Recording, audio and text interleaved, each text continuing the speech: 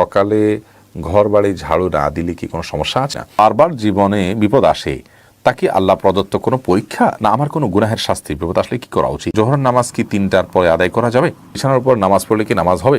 স্ত্রী বিনা কারণে অধিক সন্দেহ করলে করণীয় কি?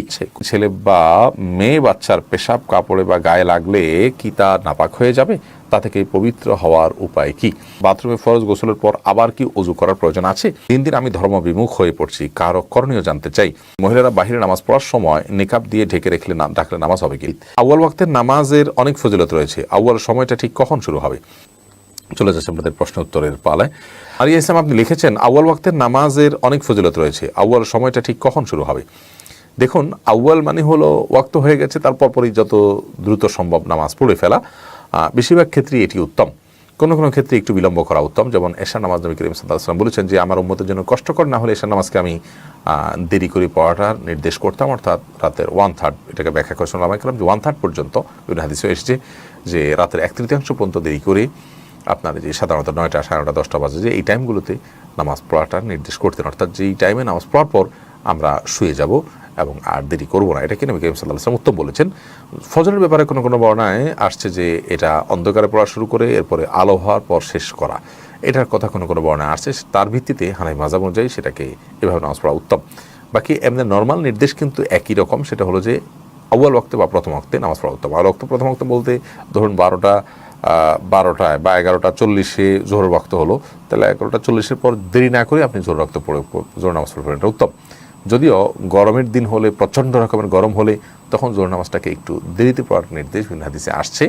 আর নর্মাল অবস্থাতে কিন্তু যে কোনো নামাজই একটু ওয়াক্ত হওয়ার পরেই দেরি না করে প্রথম পড়া উচিত। নবী করিম সাল্লাল্লাহু আলাইহি ওয়াসাল্লাম জিজ্ঞেস করা হয়েছে আইয়ুস-সালাতি আইয়ুল আমালি আফদল, কোনো আমল সবচেয়ে উত্তম? তিনি বলেছেন আস-সালাতু লি আউয়ালি ওয়াক্তিহা, আউয়াল ওয়াক্তে নামাজ পড়াটা উত্তম। এটি আমাদের সমাজে অনেক বেশি অবহেলিত, বিধায় এই আমলটার উপরে বিশেষভাবে আমাদের গুরুত্ব আরোপ করা উচিত।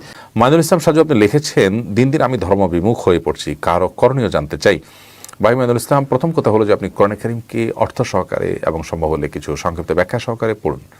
দ্বিতীয়ত, আপনি ভালো এবং মুত্তাকি পরহেজগার আমলদার এই মানুষগুলোর সান্নিধ্য এবং সংস্রবে থাকার চেষ্টা করুন। তৃতীয়ত হলো দ্বীনের বিষয়ে আপনার যদি কনফিউশন থাকে, তাহলে কনফিউশন দূর হওয়ার জন্য যে বইগুলো আছে, ডক্টর আহমদ দিদাতের লেকচার আছে, ডক্টর জাকির নায়েকের লেকচার আছে, ডক্টর শামসুল আলম শক্তির বই আছে, আরিফ আজাদের বই আছে, মুশফিকুর রহমান মিনারের বই আছে, এবং এই জাতীয় আরও অনেক ভালো ভালো লেখকের বই আছে, গবেষকের বই আছে, সেই বইগুলো আপনি পড়ুন। ইনশাআল্লাহ সেগুলো আপনাকে সহায়তা করবে। আর বেশি বেশি আল্লাহর কাছে দোয়া করবেন, আল্লাহুম্মা ইন্নী আউযু বিকা মিনাল ফিতানি মা যাহারা মিনহা ওয়া মা বাতান। আল্লাহ প্রকাশ্যের সব ফিতনা থেকে আপনার কাছে পানা চাই। দোয়া করবেন ইহদিনাস সিরাতাল মুস্তাকিম, আল্লাহ আপনার কাছে সরল পথ নির্দেশ আমি কামনা করি। আপনি আল্লাহর কাছে দোয়া করবেন, রব্বানা লা তুযিগ কুলুবানা বা'দা ইয হাদাইতানা ওয়া হাব লানা মিন লাদুনকা রাহমা ইন্নাকা আনতাল ওয়াহ্হাব। আল্লাহ আমার অন্তর হেদায়েত পাওয়ার পর আর যেন বক্র না হয়, এটাকে আর বক্র করে দিবেন না।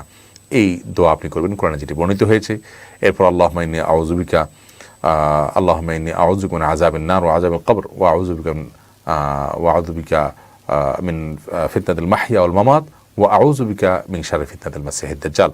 জীবন মরণ উভয়টার ফিতনা থেকে, ধোঁয়াশা থেকে, বিভ্রান্তি থেকে আল্লাহ আপনার কাছে আমি পানা চাই।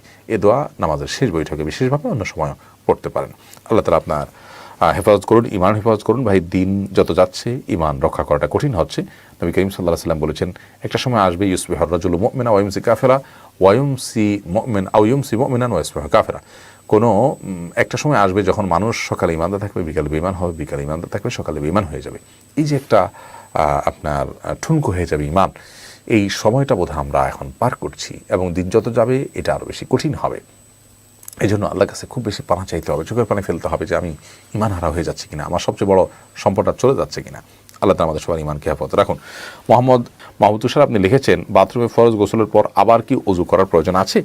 বাথরুমে ফরজ গোসলের পর যদি সুন্নত পদ্ধতিতে গোসল করে থাকেন তাহলে পুনরায় ওযু করার দরকার নেই, কারণ সুন্নত তরিকার গোসল মানেই হলো শুরুতে আপনি নাপাক দূর করবেন, এরপরে হাত ধুবেন, মুখ ধুবেন, কুলি করবেন, হাত মানে ওযু করবেন, শুধু পাও দেওয়াটা বাকি রাখবেন, শেষে বের হওয়ার সময় পাওটা দিয়ে বের হয়ে যাবেন।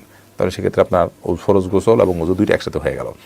যদি আপনি সেটা না করেন আগে, তাহলে সেক্ষেত্রে আপনি পরবর্তীতে আলাদা ওযু করবেন যদি ওযু আপনার না হয়ে থাকে। সোনালী খানম ইতি আপনি লিখেছেন, ছেলে বা মেয়ে বাচ্চার পেশাব কাপড়ে বা গায়ে লাগলে কি তা নাপাক হয়ে যাবে? তা থেকে পবিত্র হওয়ার উপায় কি?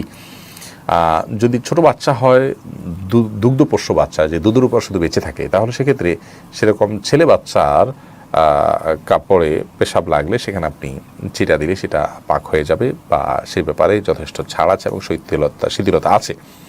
মেয়ে বাচ্চা হলে অবশ্য তারটা ভালো করে যথাযথভাবে ধুইতে হবে। আর যদি দুগ্ধপোষ্য না হয়, অর্থাৎ দুধের পাশাপাশি অন্য কিছু খায় বা অন্য কোনো বাইরের খাবারের উপর সে ডিপেন্ডেন্ট থাকে, তাহলে সেক্ষেত্রে এই বাচ্চার পেশাব লাগলে সেটাকে আপনি যথাযথভাবে অন্য সাধারণ পেশার মতোই ধৌত করে পবিত্র করতে হবে।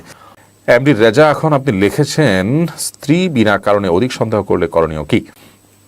অধিক সন্দেহ করলে প্রথমত তার সন্দেহ রোগ দূর করার চেষ্টা করতে হবে, আস্থা আনার চেষ্টা করতে হবে। বিশেষ করে স্বামী স্ত্রীর পারস্পরিক আস্থাহীনতা যখন তৈরি হয়, আস্থার ঘাটতি যখন দেখা দেয়, তখন আস্থা তৈরি করার জন্য এক্সট্রা কসরত করতে হয়। সেটা স্বামী এবং স্ত্রী নিজেরা ভালো জানেন যে কী করলে পারস্পরিক অনাস্থা দূর করা যাবে। তো সেই কাজগুলো করতে করতে করতে করতে একটা সময় ইনশাআল্লাহ আস্থার লেভেলে আনা যাবে। সেই সাথে তার যে আপনার সন্দেহ প্রবণতার রোগ, এই রোগটা দূর করার জন্য ওলামা ইকরামের মাধ্যমে কাউন্সেলিং করানো যেতে পারে, তাকে এই বিষয়ে কোরআন হাদিসের বক্তব্যগুলো শোনানো যেতে পারে, এবং তার ধারণা যে ভুল সেটাকে বিভিন্নভাবে প্রমাণ করানো যেতে পারে। ইনশাআল্লাহ বিদিনের মাধ্যমে সমস্যার সমাধান আমরা করতে পারি। সুমাইয়া আক্তার আপনি লিখেছেন, বিছানার উপর নামাজ পড়লে কি নামাজ হবে? নামাজ হবে, তবে যদি এরকম হয় সেটা আপনার চেহারা পরিপূর্ণ ডেবে যায়, তাহলে সে জায়গায় অবশ্যই আপনি নামাজ পড়বেন না। কিন্তু যদি সেটা এত নরম না হয়, বরং আপনি স্বাভাবিকভাবে উপস্থিত করতে পারেন, সামান্য একটু ডাবে মাত্র, তাহলে আপনি সেখানে নামাজ পড়তে পারেন, কোনো অসুবিধা নেই। পাক থাকাটা হলো মুখ্য। এরপরে রিমঝিমি আইডি থেকে আপনি লিখেছেন, হারাম সম্পর্ক থেকে বাঁচতে গোপনে বিয়ে করা যাবে কি? হারাম সম্পর্ক থেকে বাঁচার জন্য আপনি বিয়ে করতে পারেন। ছেলে হলে যদি মা বাবা রাজি না হয়, তারা যদি অবিচার এবং বৈষম্যমূলকভাবে আপনার বিয়ে ঠেকান, তাহলে সেক্ষেত্রে আপনি নিজের চরিত্রকে হেফাজত রাখার জন্য এটি করতে পারেন। কিন্তু সর্বাবস্থায় অভিভাবকদেরকে সম্মতিতে এনে বিয়ে করার পিছনে কল্যাণ রয়েছে, বিশেষ করে ছেলেদের পরে এটা আমরা বলছি। আর এক্ষেত্রে আমাদের আরেকটা বক্তব্য হলো যে আপনি এ ধরনের ক্ষেত্রে হারাম সম্পর্ক থেকে আপনি দূরে সরবেন, হারাম কাজে জড়াতে পারেন, সেই জায়গা থেকে আপনি দূরে সরে যাবেন, তাহলে তো ইনশাআল্লাহ নিজেকে আপনি হেফাজত রাখতে পারেন। কারণ পারিবারিকভাবে বিবাহ হওয়ার যে সৌন্দর্য, এটার যে প্রয়োজনীয়তা, এটার যে উপকারিতা, সেটা অস্বীকার করার কোনো সুযোগ নেই। অনেক সময় যুবক যুবতীরা নিজেরা সিদ্ধান্ত নিয়ে ভুলে মানে পা দেওয়ার আশঙ্কা থাকে। হ্যাঁ, পরিবারের লোকেরা যদি দিন বিমুখ হন, দিন না বুঝেন, তাহলে ভিন্ন কথা, তার জন্য ভিন্ন মাসআলা, তার অবস্থা পর্যবেক্ষণ করে প্রযোজ্য হবে। বাট আপনি কেন বিয়ে না করলে হারাম সম্পর্কে জড়াবেন? নিশ্চয়ই কারোর সাথে আপনি ঘনিষ্ঠভাবে মিশছেন, তাহলে সেই মেশাটা আপনাকে বন্ধ করে ফেলতে হবে। তার মাধ্যমে তো আপনি নিজেকে বাঁচাতে পারেন, এবং সেই চেষ্টাটাই হলো ইতিবাচক চেষ্টা, সবচেয়ে প্রয়োজনীয় চেষ্টা। এরপরে অমিতা আখতার অমি আপনি লিখেছেন, জোহর নামাজ কি 3টার পরে আদায় করা যাবে? এটা ভ্যারি করবে পৃথিবীর কোন জায়গায় আপনি আছেন, এখানে আসর ওয়াক্ত কখন হয় সেটার উপরে। আসর ওয়াক্ত হওয়ার আগ পর্যন্ত আপনি জোহর ওয়াক্ত পড়তে পারবেন। মুশফিক সালিন আপনি লিখেছেন, বারবার জীবনে বিপদ আসে, তা কি আল্লাহ প্রদত্ত কোনো পরীক্ষা, না আমার কোনো গুনাহের শাস্তি? বিপদ আসলে কি করা উচিত?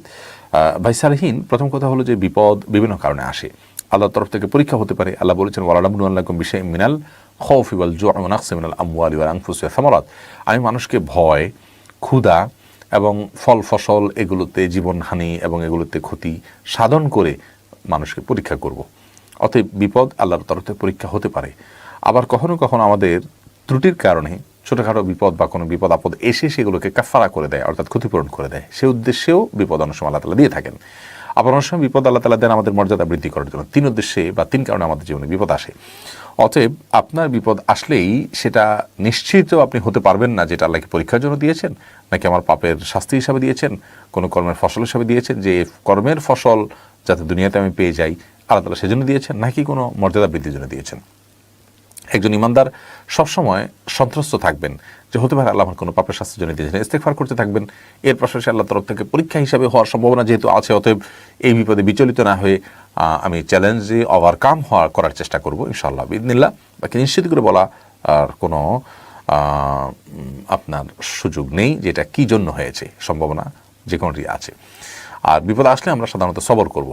আল্লাহ তাআলা কোরআনে কারিমে বলেছেন, ইন্নাল্লাহা মা'আস সাবিরিন, নিশ্চয়ই আল্লাহ তাআলা ধৈর্যশীলদের সাথে আছেন। আর নবী করিম সাল্লাল্লাহু আলাইহি ওয়াসাল্লাম বলেছেন, আস-সাবরু সাওয়াবুহু আল জান্নাহ, ধৈর্যের বিনিময় হলো জান্নাত। বিধায় সবর করতে হবে। আশাদ্দুন নাসি বালাআন আল আম্বিয়া সুম্মাল আমসাল ফাল আমসাল। হাদিসে আসছে নবীগণ হলেন আল্লাহর জমিনে সবচেয়ে বেশি বিপদগ্রস্ত এবং পরীক্ষার মুখোমুখি।